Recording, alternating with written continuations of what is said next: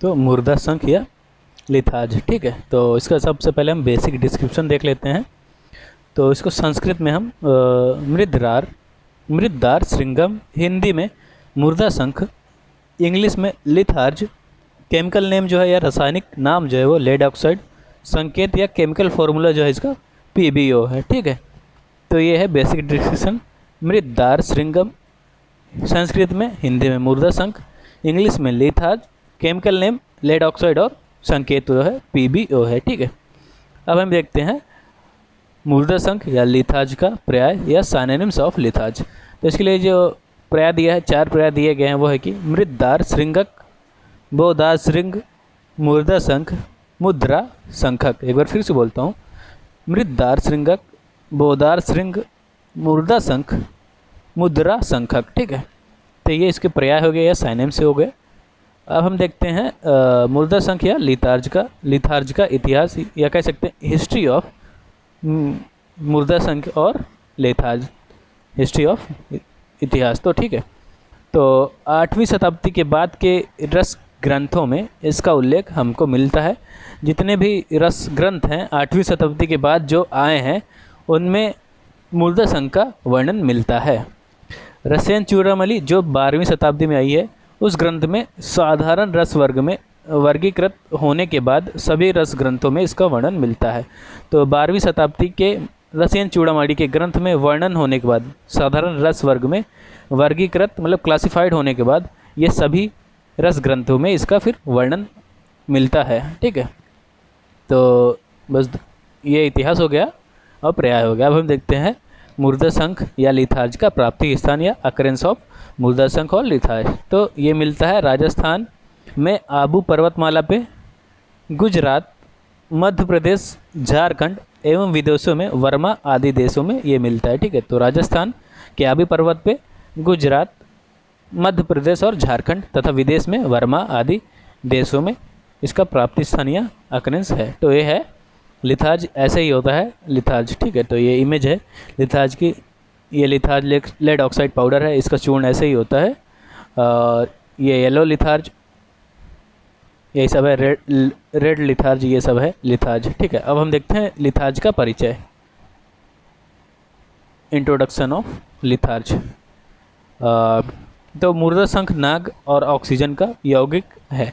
मुर्दा शंख जो होता है या लिथार्ज जो है वो नाग और ऑक्सीजन का यौगिक होता है, या जो होता है पीत आभा रक्त वर्ण का होता है, पीले कलर का, हल्का पीले कलर की आभा वाला और रक्त वर्ण का होता है, जो खनिज एवं कृत्रिम दोनों अवस्थाओं में प्राप्त होता है या मिलता है। तो खनिज में भी प्राप्त होता है, मतलब ओर्स में भी पाया जाता है, प्राकृतिक और कृत्रिम मतलब आर्टिफिशियली भी इसको बनाया जा सकता है। ठीक है, इसके अलावा ये भी है कि शीश धातु को जैसे बनाते हैं इसको, वो बता रहा है कि शीश धातु को लोहे के पात्र में खुली हवा में 877 डिग्री सेल्सियस ताप पर पिघलाते हैं।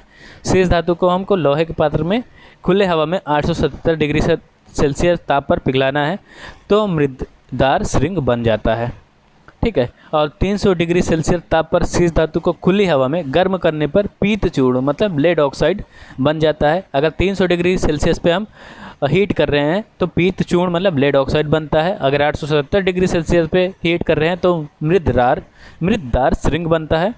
इसके अलावा यदि इस ऑक्साइड को और अधिक ताप पर गर्म किया जाए, मतलब लेड ऑक्साइड को और अधिक ताप पे गर्म किया जाए, तो 877 डिग्री सेल्सियस पर पिघल कर ऑक्साइड के ठंडे होने पर नारंगी रंग के मणि की आभा वाले रूप में होकर मुर्दा शंख बन जाता है।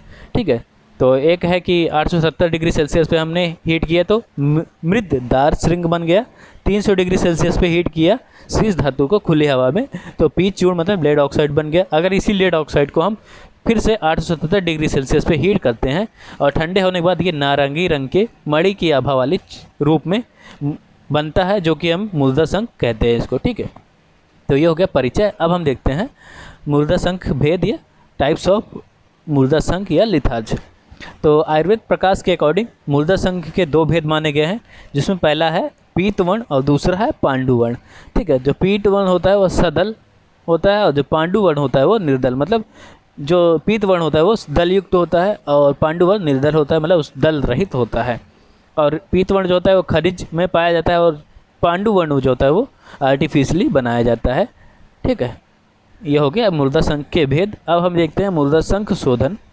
तो इसके लिए आपको मृदा संघ शोधन के लिए या प्यूरिफिकेशन ऑफ मृदा संघ और लिथार्ज, इसके लिए हमको मृदा संघ को पीस कर बारीक कपड़ छान चूर्ण बनाना है। तो हमको मृदा संघ को बारीक पीस लेना है, उसके बाद कपड़े से छान कर इसका चूर्ण बनाना है। चूर्ण बनाने के बाद इस चूर्ण को हमको 15 दिन तक स्वच्छ जल से प्रक्षालित करना है। ठीक है, चूर्ण बनाने के बाद कपड़े से छानने के बाद जो चूर्ण आता है उसको हमको 15 दिन तक कपड़े से स्वच्छ जल से, वाटर से प्रक्षालित करके धूप में सुखाना है, सनलाइट में सुखाना है। इसके बाद मृदा संघ का शोधन हो जाता है और मृदा संघ जो होता है वो शुद्ध हो जाता है। ठीक है, इस मृदा संघ के चूर्ण को छत आदि में अचूर्ण के लिए उपयोग कर सकते हैं। ठीक है, तो इसका यूज़ बताया गया है कि छत आदि में अचूर्ण के रूप में उपयोग कर सकते हैं। अब हम देखते हैं मृदा संघ के गुण। ठीक है, मृदा संघ के गुण।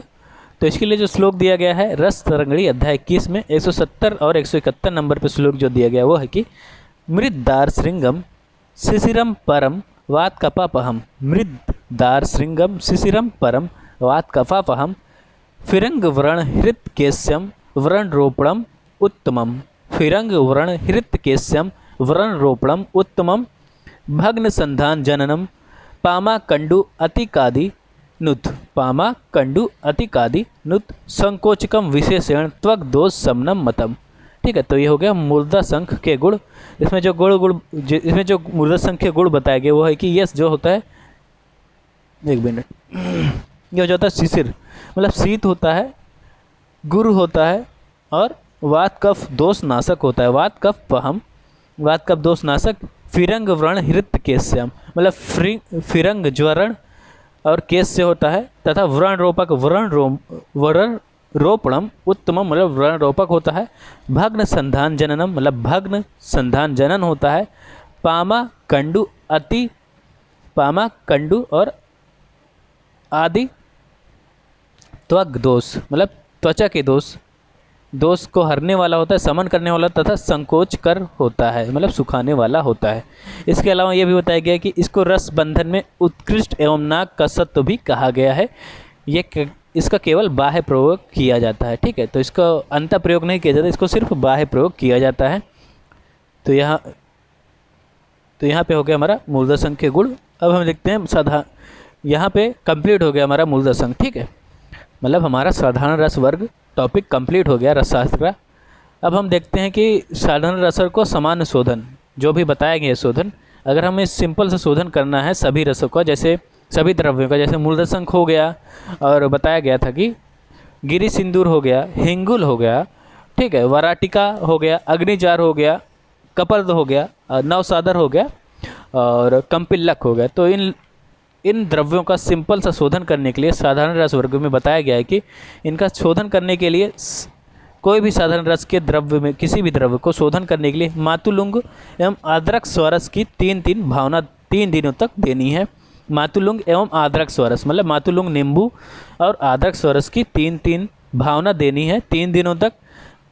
और इसी प्रकार 3 दिनों तक देने से इनकी भावना मतलब मातुलुंग और आद्रक स्वरस की 3 भावना 3 दिन तक लगातार देने से जो कंपिल्लक, नवसादर, हिंगुल, कपर्द, अग्निजार, गिरी सिंदूर और मृद्दार श्रृंग ये सभी द्रव्य जो होते हैं वो शुद्ध हो जाते हैं या इनका शोधन हो जाता है। ये सामान्य शोधन बताया गया है। ठीक है, और तथा इसके अलावा भी बताया गया सभी सत्तों का शोधन भी इसी तरह किया जाता है। ठीक है, तो ये हो गया हमारा साधारण रस वर्ग कंप्लीट। अब हम नेक्स्ट वीडियो में मिलेंगे एक नया टॉपिक लेके, तब तक के लिए बने रहिए हमारे चैनल के साथ। लाइक, कमेंट और सब्सक्राइब करना मत भूलिएगा और जितना हो सके इस चैनल को शेयर करिए ताकि आपके दोस्तों को इस वीडियो ये सारी वीडियो मिल सके। ठीक है, तो मिलते हैं नेक्स्ट वीडियो में, तब तक के लिए धन्यवाद।